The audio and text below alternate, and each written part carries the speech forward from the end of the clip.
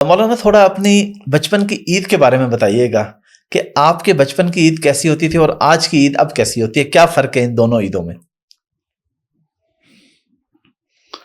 بسم اللہ الرحمن الرحیم والصلاة والسلام علی رسولہ الکریم وعلی آلہ وصحبہ اجمعین، اما بعد۔ پہلے میں عید کے بارے میں تھوڑی بات کروں کہ جی پلیز۔ عید کی نماز کسی امت کو نہیں ملی، یہ پہلی امت ہے جنہیں رمضان گزارنے کے بعد ایک عید کی نماز ملی، اور ذوالحج میں دوسری عید ہمیں ملی۔ پہلی امتوں نے حج کیا، لیکن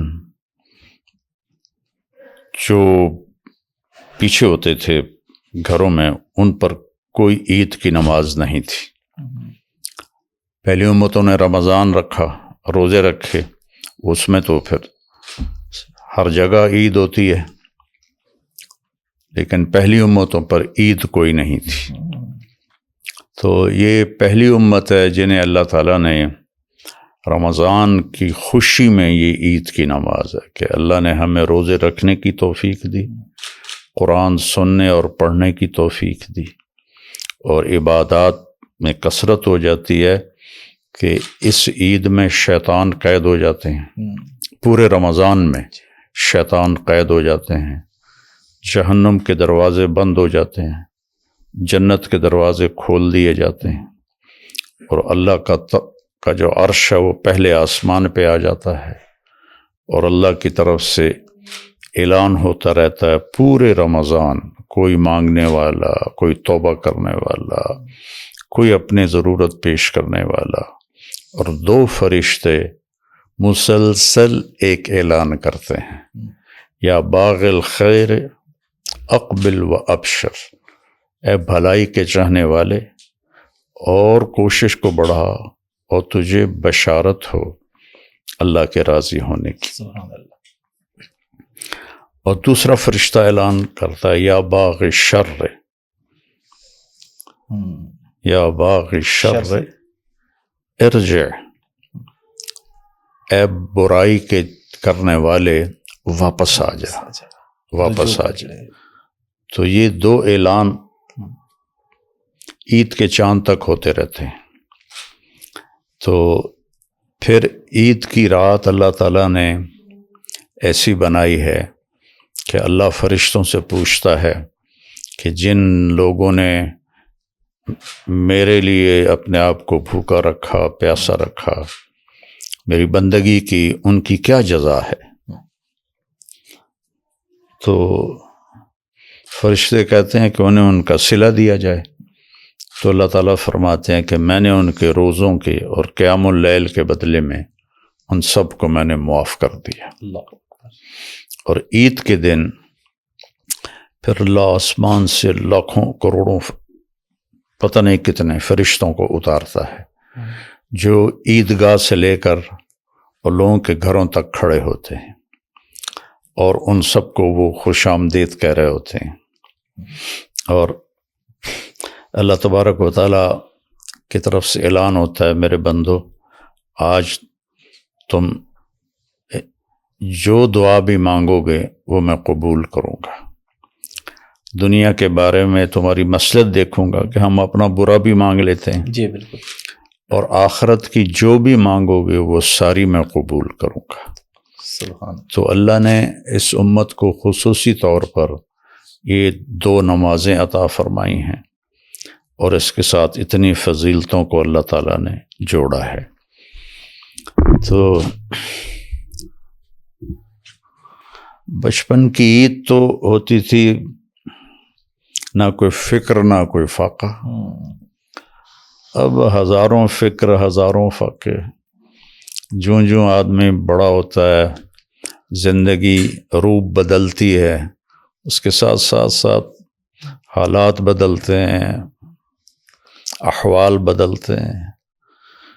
تو باقی ہماری فیملی کی ایک بڑی اچھی روایت ہے جو ہم نے تو ہوش سنبھالا تو اپنے بڑوں کو دیکھا کہ عید کی نماز سے فارغ ہو کر سارے فیملی کے ممبر، چھوٹے بھی بڑے بھی، ہمارے تایا رحمۃ اللہ علیہ کا گھر پہلے آتا تھا، تو وہاں سب اکٹھے ہو کر وہاں کی مستورات کو، تایا کو عید مبارک کہتے تھے.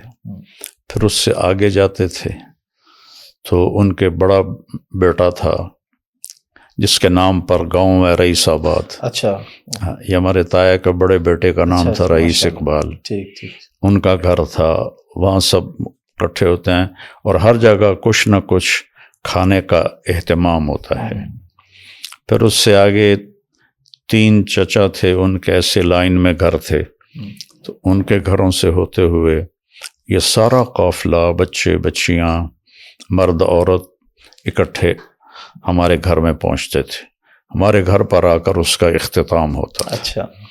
اور پھر اس کے بعد جب اللہ نے مجھے تبلیغ میں لگایا تو میں پھر جب وہاں اکٹھے ہوتے تھے سارے تو میں تھوڑی بات کرتا تھا.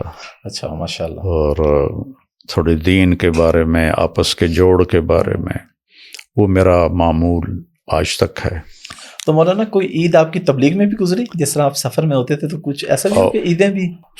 سارے وہ حج، اللہ 89 سے مجھے اللہ نے لے جانا شروع کیا ماشاء اللہ. تو بڑی عید ساری میری باہر ہی گزری. اور چھوٹی عیدیں بھی اور چھوٹی عید بھی میری ایک امریکہ میں گزری. ہم جماعت میں تھے اور لاس اینجلس میں ہم نے عید کی نماز پڑھی. اور ایک عید میری یہیں پاکستان میں اللہ کے راستے میں گزری. تو باقی عیدیں گھر ہی گزری ہیں. تو مولانا عید پہ کتنی عیدی دیتے ہیں آپ بچوں کو؟ کتنے بچے ہیں آس پاس جو آپ کے پاس آتے ہیں عیدی لینے کے لیے؟ ایک تو ظاہر ہے آپ کی بیٹیوں کے بچے ہیں، یوسف بھائی کے ہیں، ابھی تو چھوٹا حسن ہے، وہ تو آپ کے ساتھ شرارتیں بھی خوب کرتا ہے، ہم دیکھتے ہیں. وہ تقریباً 1-1.5 لاکھ خرچ ہو جاتا ہے. اچھا، عیدی میں سارے بچوں کو دینے میں. اور آپ کو یاد ہے آپ کو بچپن میں کتنی عیدی ملتی تھی؟ ہمارے بچپن میں ہمیں عید کوئی نہیں ملتی تھی. اچھا. یہ رواج میں نے ڈالا. اچھا، آپ سے پہلے نہیں تھا یہ فیملی میں رواج عیدی والا؟ نہیں. بچپن کی کوئی شرارت آپ کو یاد ہے عید کے موقع پہ کوئی دوستوں کے ساتھ مل کے کوئی؟ نہیں، کچھ نہیں یاد. اور عید پہ خاص پکوان کیا ہوتے ہیں آپ کے؟ آپ خود بھی کچھ بناتے ہیں؟ کبھی عید پہ آپ نے بنا کے کھلایا فیملی کو، بچوں کو؟ جی، عید پر